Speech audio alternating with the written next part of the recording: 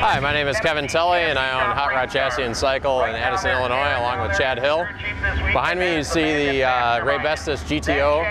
Our shop builds exclusively 1964 and earlier traditional hot rods and customs, but we also build race cars of any era for any type of application, whether it be drag racing, road racing, autocross.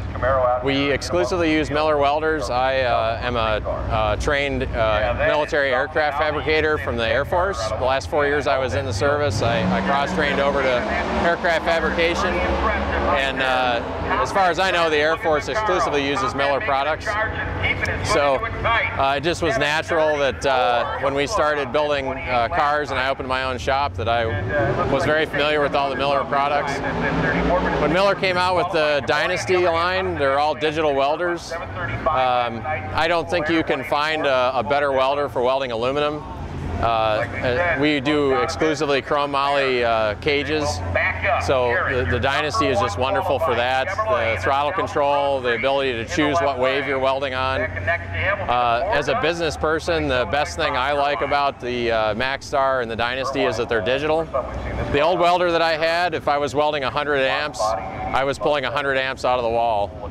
The Dynasty, you can be welding 200 amps aluminum all day long and it'll pull 27 amps out of the wall on two-phase. And anybody that pays an electric bill will really enjoy that.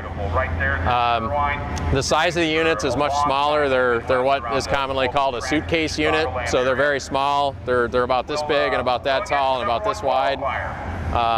You need a chiller to go with it. We use Miller chillers as always with our equipment.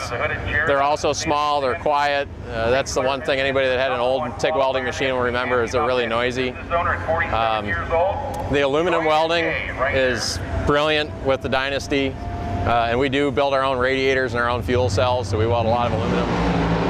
I just don't think there's a better welder on the market than the Dynasty for a small shop.